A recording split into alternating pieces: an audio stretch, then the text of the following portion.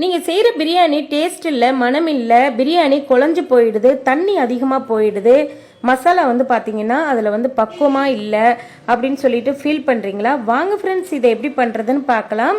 இப்போ பிரியாணி பண்ணுறதுக்காக ஒரு அடிகனமான பாத்திரம் எடுத்து வச்சுக்கோங்க. அதில் பார்த்தீங்கன்னா 150 மில்லி அளவுக்கு வந்து நெய் சேர்த்துக்கலாம். 150 மில்லி அளவுக்கு வந்து எண்ணெய் சேர்த்துக்கோங்க.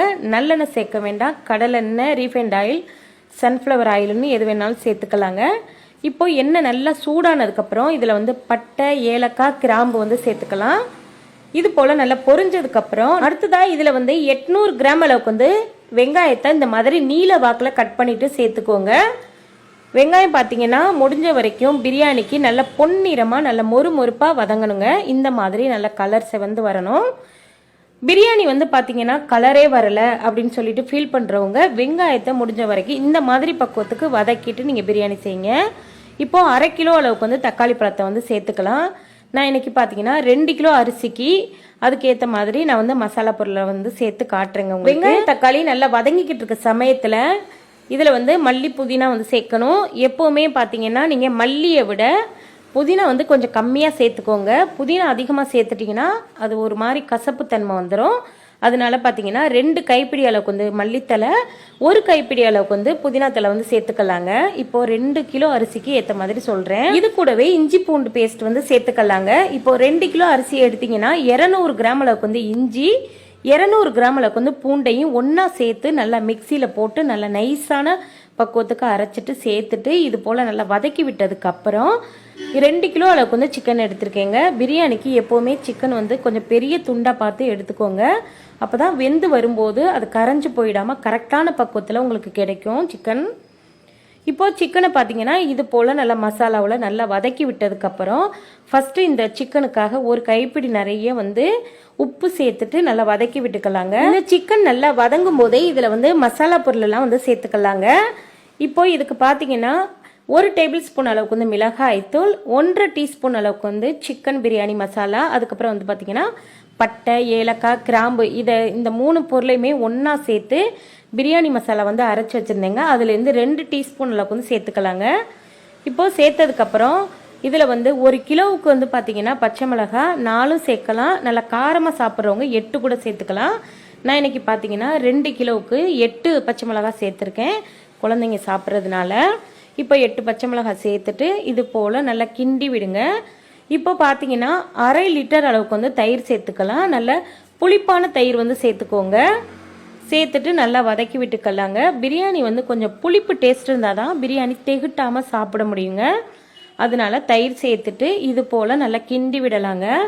லெமனை வந்து அரிசி சேர்த்ததுக்கப்புறம் தான் நம்ம வந்து சேர்க்கணும்.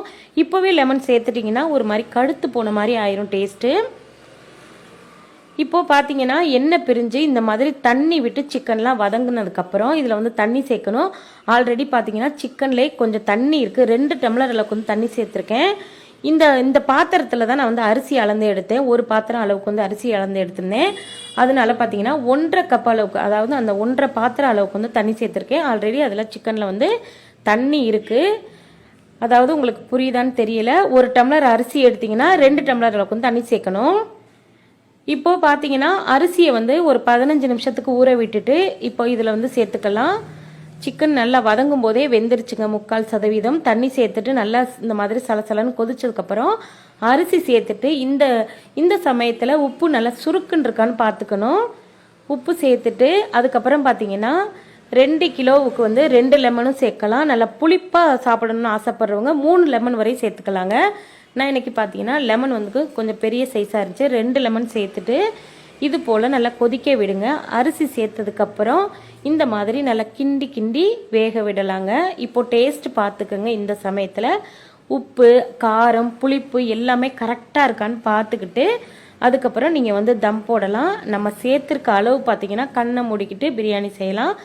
அளவுகளை வந்து கரெக்டாக உங்களுக்கு சொல்லியிருக்கேங்க. 2 கிலோ அளவுக்கு வந்து சிக்கன் பிரியாணி செய்ய போகிறீங்கன்னா இதே அளவுகளோடு செய்யுங்க. சூப்பராக இருக்குங்க. இந்த வீடியோவில் பார்க்கையில் கூட உங்களுக்கு சோறு உடை பக்கம் எப்படி தெரியுதுன்னு தெரியல. ஆனால் பார்த்தீங்கன்னா பிரியாணி அவ்வளோ டேஸ்ட்டாக இருந்துச்சுங்க. நல்லா உதிரியாக இருந்துச்சுங்க. இதே பக்குவத்தில் நீங்கள் 2 கிலோ செஞ்சாலும் சரி, 1 கிலோ செஞ்சாலும் இந்த அளவுகளை கரெக்டாக பார்த்து நீங்கள் ஸ்கிப் பண்ணாமல் நீங்கள் வீடியோ பார்த்துருந்தீங்கன்னா உங்களுக்கு புரிஞ்சிருக்கும். கடைசியாக தம் போட போகும்போது இதில் வந்து மேலாக கொஞ்சமாக நெய் சேர்த்துக்கோங்க. ஒரு 2லேருந்து 3 டேபிள் ஸ்பூன் அளவுக்கு வந்து நெய் சேர்த்துக்கோங்க. அப்போ தான் மேலே சேர்க்கறதுனால சோறு வந்து பார்த்திங்கன்னா நல்லா உதிரி உதிரியாக இருக்கும். அவ்வளோதான், தம் போட்டு இறக்கியாச்சு. இப்போ பாருங்கள், நம்மளுடைய சூப்பரான நல்ல பொழு பொழுன்னு உதிரி உதிரியான பிரியாணி ரெடி ஆயிடுச்சுங்க. கண்டிப்பாக இதே பக்குவத்தில் சிக்கன் பிரியாணி செஞ்சிங்கன்னா உங்களை எல்லாருமே பாராட்டுவாங்க. இதே பக்குவத்தில் நீங்கள் செஞ்சு சாப்பிட்டு பார்த்துட்டு எப்படி இருந்துச்சுன்னு சொல்லுங்கள். இந்த வீடியோ எப்படி இதே மாதிரி சூப்பரான சிம்பிளான ரொம்ப ரொம்ப ஈஸியான ரெசிபியோடு அடுத்து உங்களை வந்து சந்திக்கிறேன். அது வரைக்கும்